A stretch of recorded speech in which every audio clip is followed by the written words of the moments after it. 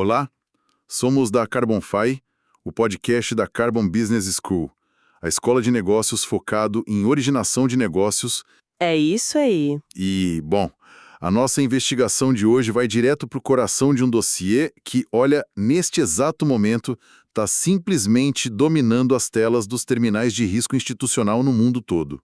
Totalmente. Não se fala em outra coisa nas mesas de operação. Pois é. A manchete que está ditando a nossa inteligência interna aqui e que está fazendo o mercado ferver é super direta.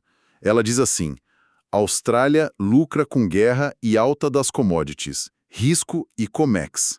Uma manchete que parece óbvia, né? Mas esconde muita coisa. Exatamente. A nossa missão nessa análise detalhada de hoje é desvendar algo que, à primeira vista, parece completamente contraintuitivo.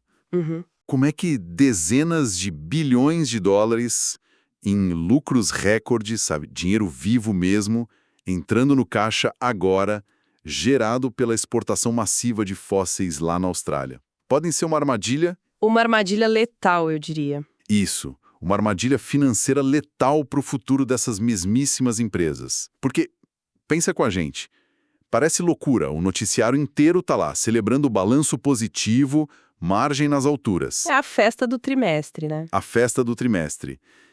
E nós aqui, olhando para os mesmos números, enxergando um colapso contratado. Então, para trazer o contexto macroeconômico inicial, eu passo a bola para a nossa análise especializada. O que está rolando no cenário global que gerou esse boom tão repentino na Austrália? Bom, o que é fascinante de observar aqui é como a urgência de curto prazo tem esse poder de cegar o mercado, sabe? Cegar completamente para a realidade estrutural de longo prazo. A miopia clássica do mercado. Perfeito. E para quem está nos ouvindo entender esse fenômeno a fundo, a gente precisa olhar para o mapa geopolítico atual. Certo. Nós temos tensões bem severas, uma asfixia profunda mesmo nas cadeias de suprimento globais. Os epicentros são óbvios e muito dolorosos, ali no leste europeu e no Oriente Médio. É o que trava tudo, né? Logística, preço, tudo. Trava tudo. E essa instabilidade toda gerou um pânico generalizado em relação à segurança energética global. Países que já estavam, trilhando rotas de transição limpa, descomissionando usina a carvão. Europa, principalmente. Isso. De repente, eles se viram desesperados por absolutamente qualquer fonte de energia que mantivesse as indústrias operando. Precisavam manter as luzes acesas no inverno de qualquer jeito. Bateu o desespero e o planejamento climático foi para a gaveta por um segundo. Exato. E é exatamente nesse vácuo, nesse desespero, que a Austrália entra como a grande provedora de alívio imediato. Entendi. Eles tinham o produto na mão na hora certa. Tinha, e muito. O país está cobrindo esse enorme déficit global, exportando volumes absurdos de carvão, de gás natural liquefeito, que é o GNL, e minério de ferro. Volumes massivos mesmo. Massivos. Para qualquer operador focado só em entregar aquele resultado no próximo trimestre, isso aí é a definição de um boom clássico de balança comercial. As margens estão lá em cima, dividendos sendo distribuídos a rodo. Todo mundo feliz. Todo mundo feliz no curto prazo. Contudo, para quem analisa o mercado sob a ótica da perpetuidade fiduciária... Peraí, só para traduzir esse termo bonito, a perpetuidade fiduciária seria o quê? É basicamente o dever do gestor de garantir a sobrevivência e a geração de valor do negócio, não por meses, mas por décadas. Sob essa ótica, esse boom é uma ilusão extremamente perigosa. É o verdadeiro canto da sereia do carbono. Nossa, ok, vamos desempacotar isso, porque essa imagem do canto da sereia ilustra muito bem o perigo. É tipo assim... É uma armadilha sedutora. Muito. Se a gente olhar para esse lucro colossal australiano, é quase como se a economia global estivesse adotando uma dieta baseada só em fast food. Ou, sei lá, tomando uma injeção gigante de açúcar direto na veia. Adorei a analogia, é bem por aí. Porque, claro, no curtíssimo prazo, isso dá um pico de energia absurdo. O balanço financeiro ganha um brilho artificial maravilhoso. Os diretores estouram champanhe, as ações sobem. Isso. Só que no longo prazo, essa mesma dieta vai entupir as artérias dessas empresas com um verdadeiro colesterol de carbono. A saúde do negócio vai colapsar logo ali na frente. A questão é, como e quando essa conta chega? Essa analogia do colesterol de carbono é cirúrgica. E olha, a conta regulatória não é uma possibilidade distante, sabe? Não é teoria de acadêmico. Não mesmo? É uma certeza matemática e jurídica que já está se movendo. Se a gente conectar isso com um cenário maior, a venda desenfreada dessa matriz fóssil corrige de frente com os acordos climáticos. Os NDCs, né? Isso, as contribuições nacionalmente determinadas. Quase todas as grandes economias assinaram compromissos com metas rígidas. E mais do que isso, a gente está vendo a escalada agressiva dos sistemas de cap and trade pelo mundo. Bom, só para não perdermos quem não respira a regulação ambiental todo santo dia, como é que funciona um motor de um cap and trade, na prática? Claro, vamos lá. Pensa no cap and trade como um jogo de cadeiras musicais financeiro. Cadeiras musicais, gostei. Só que as cadeiras são o direito de poluir, e elas estão sendo retiradas a cada rodada. O governo estabelece um cap, que é um teto rigoroso e que vai caindo ao longo do tempo. Um limite máximo para o país inteiro. Isso, um teto para as emissões totais de gases de efeito estufa. Aí as empresas recebem ou compram um número limitado de licenças para emitir carbono. Se a indústria for eficiente e poluir pouco... Sobra licença para ela. Exato. Sobram licenças e ela pode vender isso, que é o trade, no mercado aberto. E ganhar dinheiro com a eficiência dela. Ganha dinheiro. Mas, se ela poluir muito e estourar o limite, ela é obrigada a comprar licença extra de quem economizou. E como o teto global diminui a cada ano, o preço dessa licença fica cada vez mais absurdo. Entendi. A cadeira musical vai ficando caríssima. Caríssima. Então, quando a Austrália exporta esse carvão hoje, celebrando esse lucro rápido, ela não está só exportando commodity física. Ela está exportando o problema. Ela está, literalmente, exportando inflação carbônica pro futuro. Esse volume gigantesco de emissão vai ser precificado e taxado implacavelmente agora, na próxima década. Principalmente na Europa, né? Europa e também pelos grandes fundos institucionais ESG, que são quem domina o fluxo de capital pesado no mundo. Mas olha, deixa eu fazer o papel de advogado do diabo aqui por um momento. Manda. Se esse lucro australiano é como essa dieta destrutiva, mas a empresa está nadando em dinheiro hoje, por que o mercado financeiro se importaria com um risco lá na frente? O mercado vive de futuro, né? Sim, mas o mercado ama um lucro de curto prazo. Como é que essa doença do carbono vai aparecer no balanço contábil de forma matemática? Porque o mercado não opera na moralidade, opera no número. Onde essa conta sangra primeiro? Essa é a pergunta de $1 milhão. Para responder, a gente tem que descer lá na sala de máquinas das finanças corporativas. A resposta está no modelo de fluxo de caixa descontado, o famoso DCF. O DCF. Terror de muito analista iniciante. Pois é. O DCF é a espinha dorsal de como o mercado avalia o preço justo de qualquer ativo.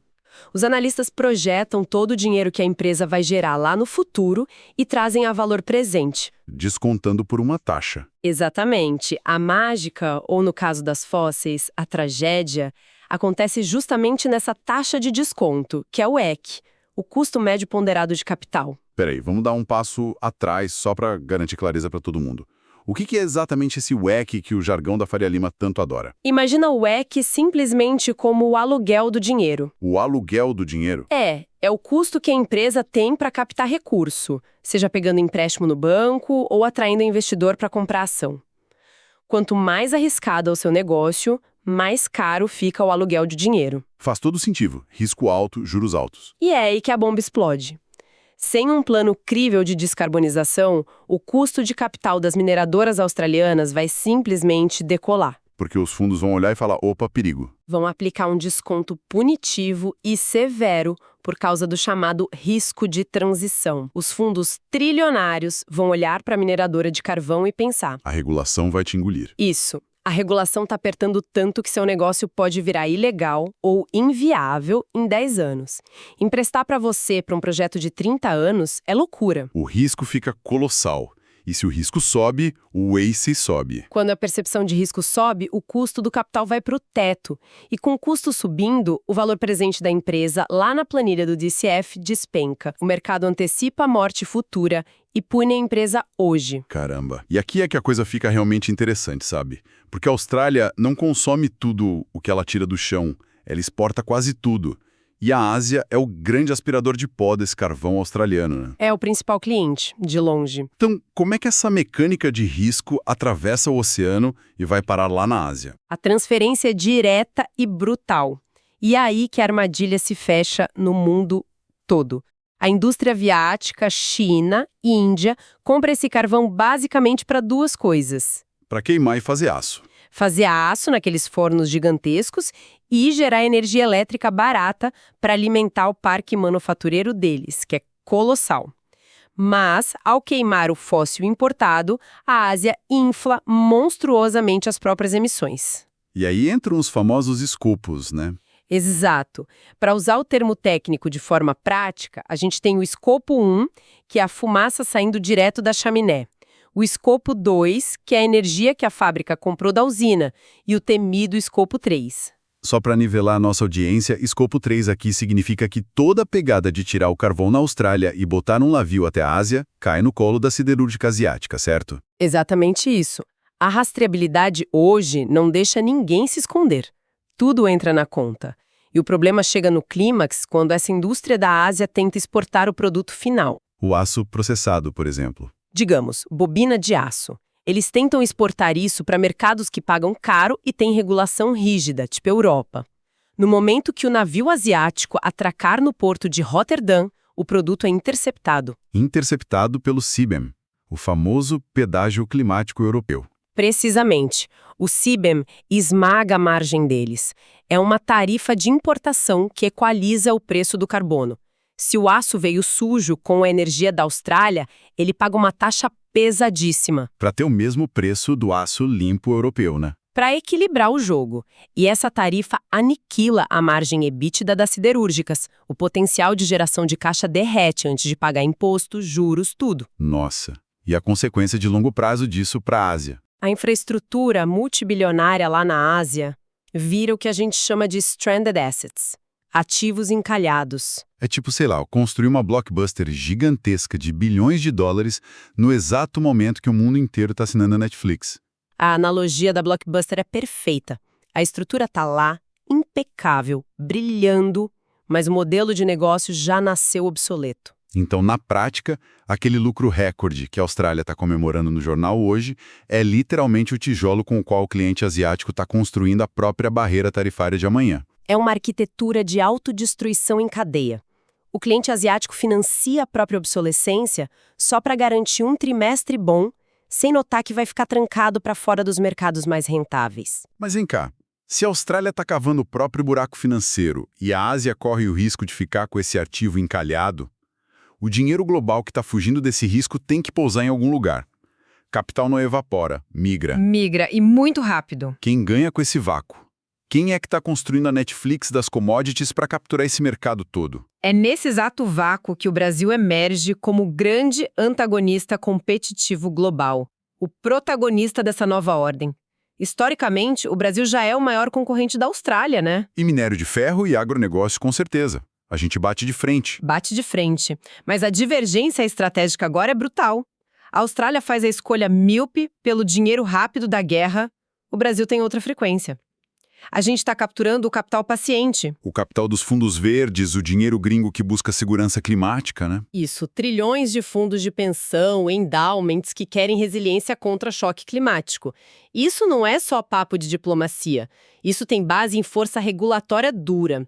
O que levanta a questão de como as regras mudaram aqui dentro. Sim. E aí a gente tem que falar da CVM, a nossa Comissão de Valores Mobiliários. A Resolução 193 mudou a regra do jogo. Mudou tudo. A CVM foi muito pragmática. Antecipou a onda e publicou a 193, alinhando as empresas abertas daqui aos padrões rigorosos do ISSB, que é o Board Internacional de Sustentabilidade. Mas como isso funciona na vida real de um executivo? Porque quem acompanha de fora escuta siglas e acha distante.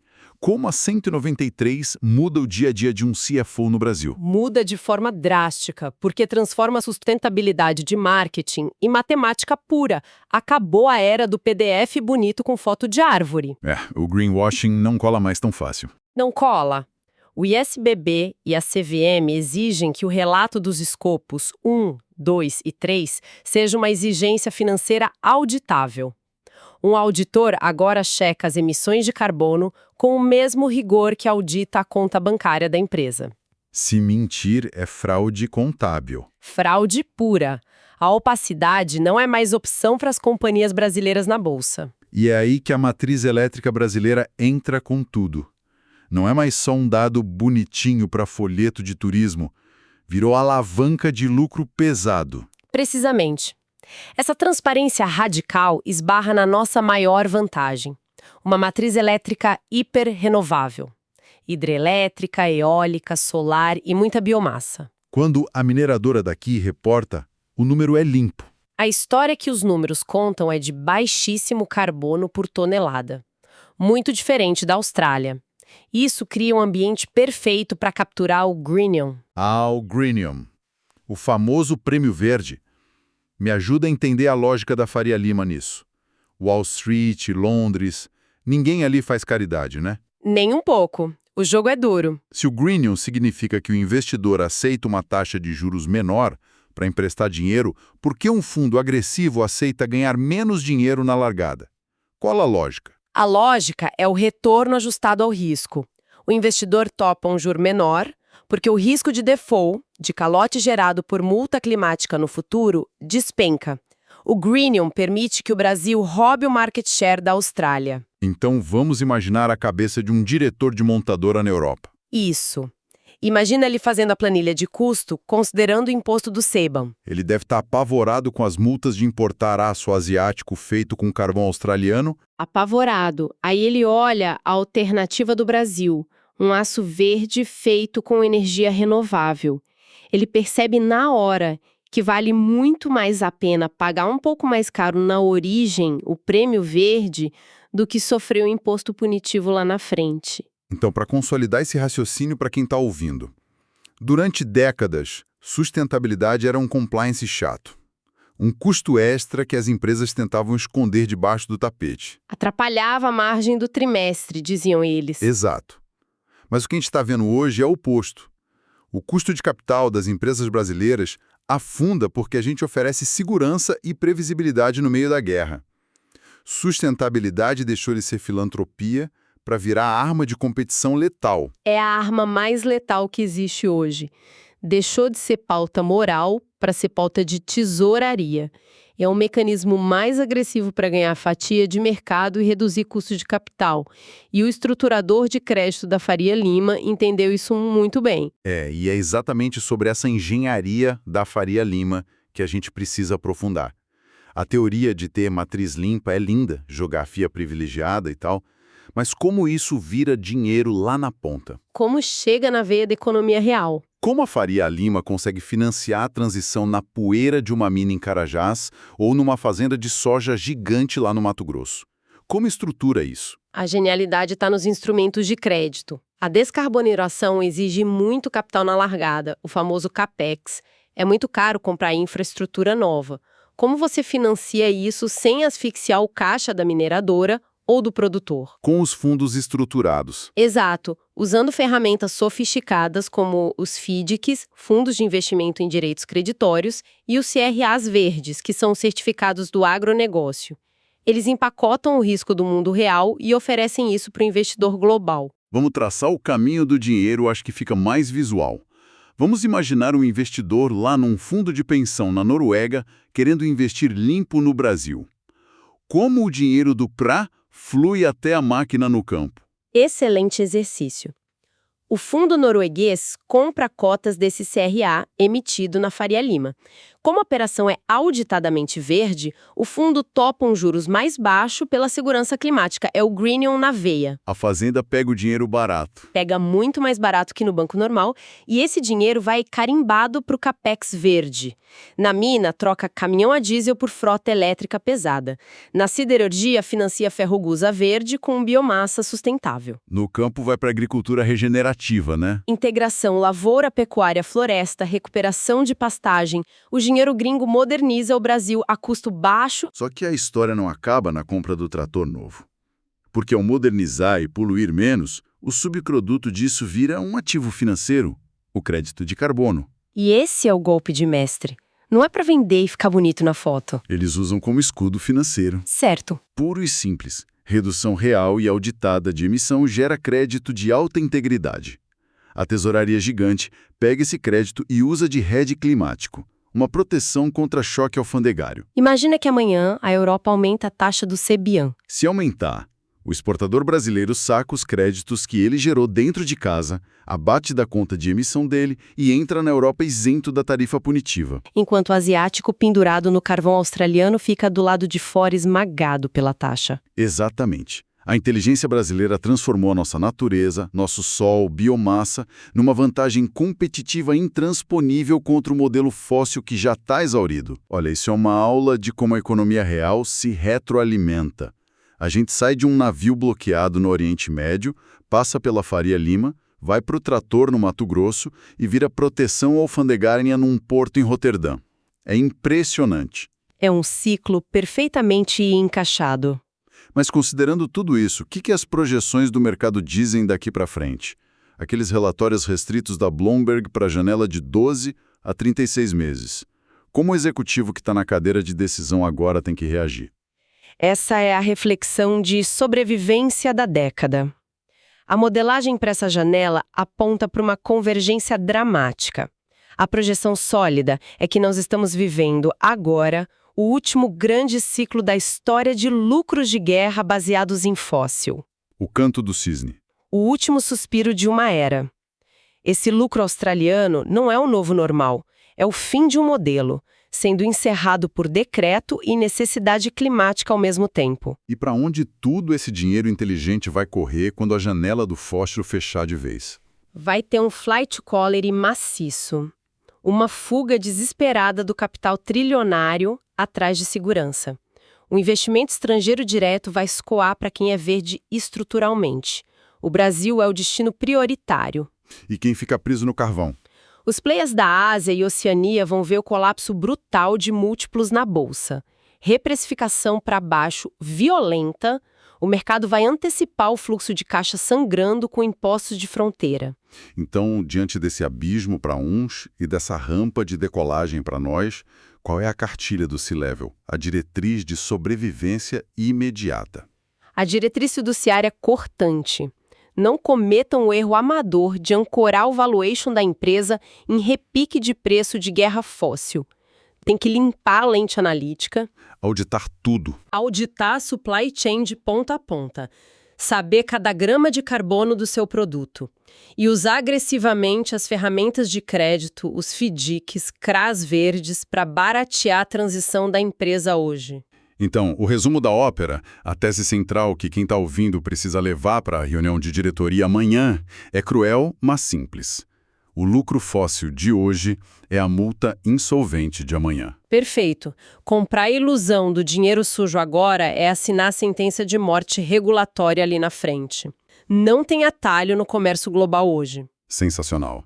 Isso levanta até uma questão existencial fascinante para a gente encerrar nossa investigação de hoje. O que você tem em mente? Imagina o que acontece com o equilíbrio de poder global geopolítico quando a vantagem mais antiga da era industrial, simplesmente cavar o chão e queimar combustível, passa a ser o maior passivo financeiro de um país. É uma virada de chave gigantesca. Será que a gente vai ver em 2 décadas potências econômicas intocáveis virando o maior exemplo de obsolescência financeira da noite para o dia? Fica aí a reflexão para quem acompanha o mercado de perto. Com certeza. Um xadrez completamente novo. E para mais conteúdo sobre o mercado de crédito de carbono, siga a Carbon Fi para se manter sempre atualizado.